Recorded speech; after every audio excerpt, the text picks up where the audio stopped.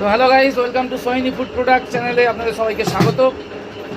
ভিউয়ার্সরা জানতে চেয়েছে, এটা জেনে আমার খুব ভালো লাগছে যে কেউ একজন আমাকে জানতে চেয়েছে যে 25 কেজি ময়দায় কত কেজি নিমকি তৈরি হয়।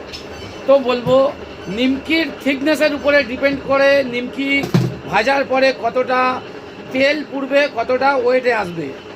সেই জন্যই বলবো, জেনারেলি যদি মাঝারি গেজের নিমকি যেগুলো ট্রেনের মধ্যে বা খোলা বাজারে যেগুলো বিক্রি হয়, এই রকম ধরনের নিমকি যদি দেখা যায়, সেক্ষেত্রে 33 থেকে 34 কেজি পার 25 কেজি ময়দায় 33 থেকে 34 কেজি নিমকি তৈরি হবে।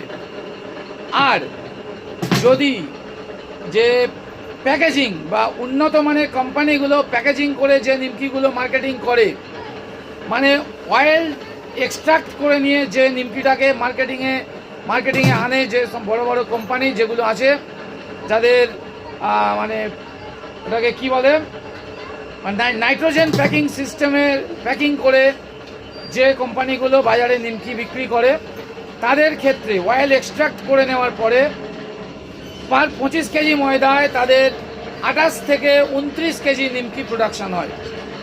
তো বন্ধুরা আমাকে জানতে চেয়েছিলে, এটা আজকে জানিয়ে দিলাম। যে বন্ধু জানতে চেয়েছিলে, যদি তার কোনো উপকারে লাগে এই ভিডিওটা অবশ্যই কমেন্ট করবে। আর যারা বিজনেস করছো তারা করো, খুব ভালো, কিপ ইট আপ।